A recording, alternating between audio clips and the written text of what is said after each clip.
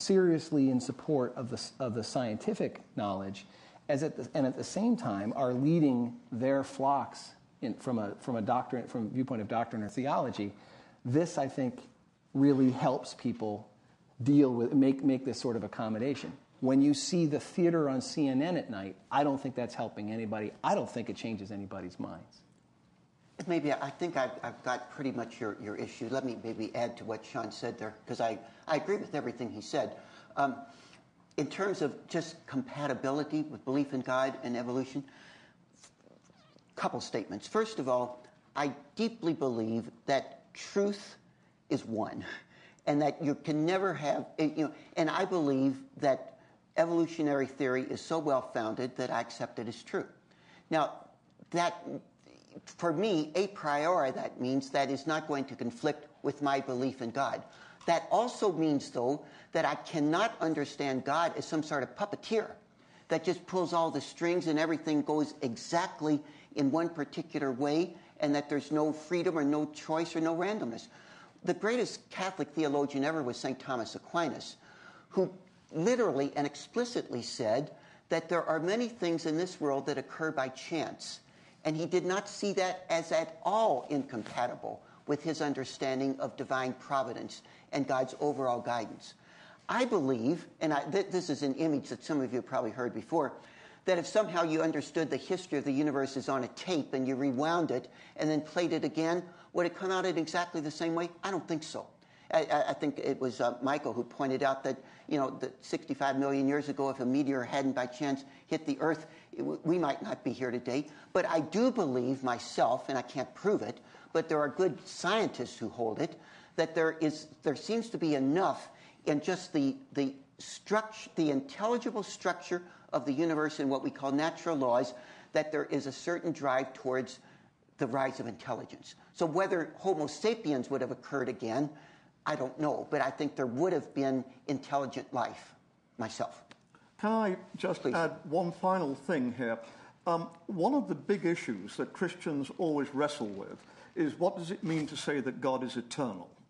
And I think basically the position that many want to take is the same as perhaps not the greatest Catholic philosopher ever, or Catholic theologian ever, but the greatest Christian theologian ever, namely St. Augustine.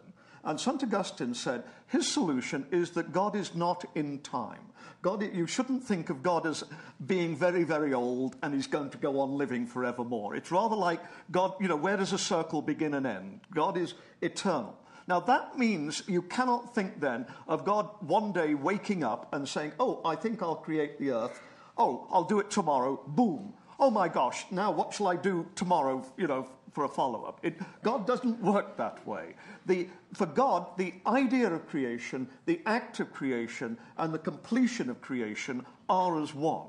And St. Augustine, he wasn't an evolutionist in our sense, said this means that at some level the potentiality is there and has always been there, and what is happening on earth is an unfolding of that potentiality. And certainly many Christian theologians like Jack Hort at Georgetown University would say, yes, the best Christian theology, in fact, if anything, demands a developmental picture. It doesn't necessarily follow that it would be Darwinism.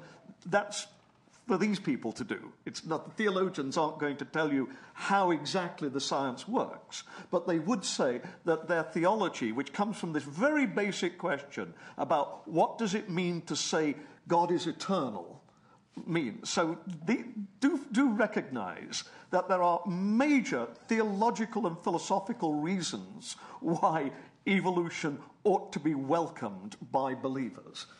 Sure. It's not just a question of, oh gosh, we've got to believe it, how can we do this?